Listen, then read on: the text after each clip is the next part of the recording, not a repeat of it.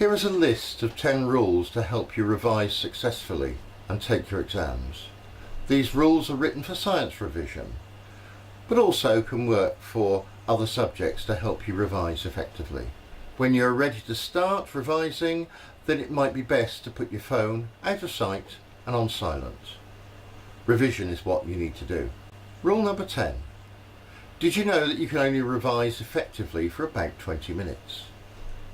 After that time you learn less well. So how can you improve your memory? Work for 20 minutes, then have a rest. You probably feel that you don't need to, but try it anyway. You have 2 to 5 minutes of doing something else. It seems a good idea to watch YouTube or look at the phone, but that doesn't work. You need to relax one side of the brain and use the other. Juggling is great. It uses the other side of the brain, and juggling for 2 to 5 minutes can relax the learning side of the brain, so the other side can work for another 20 minutes. Rule number 9. Units. Check the units. Double check them and then check them again. The examiners are out to catch you out.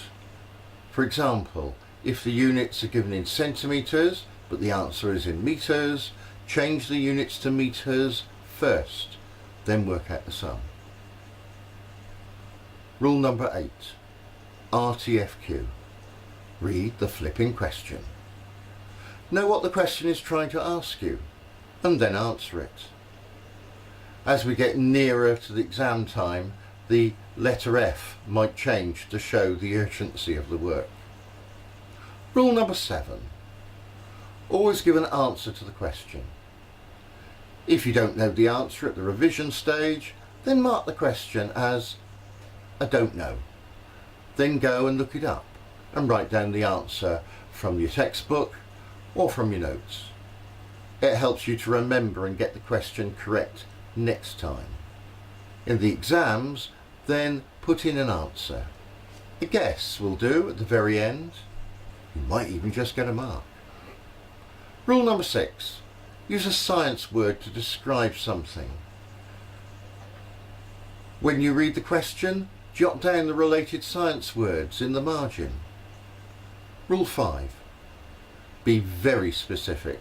Don't waffle. No marks for waffle. Bullet points are much more effective. Rule number 4. Learn the stuff. There's no easy way around this. Write it down again and again, put it on revision cards. Now test yourself, or better, get someone else to try and test you. This makes sure that that basically you know it. If you get it wrong, then repeat rule 4 until you do know it. Don't cheat yourself. You know if you don't know something. That's the stuff that's bound to come up. Rule number 3. Improve an experiment question. There is usually some sort of common flaw. To answer this usually is repeat the experiment to get an average. Rule number 2. KISS. This has nothing to do with boys and girls. It means keep it simple. Stupid. Your paper is handed in to the examiner. You don't go with it to explain. So treat the examiner like a 5-year-old. Spell out the answer in simple terms. Put in notes of explanation of what you're trying to do.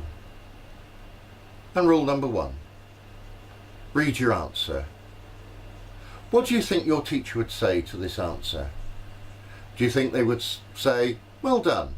If so, keep it. If not, then do it again. This is what I think it should be in the way of importance. But you might think other things are more important.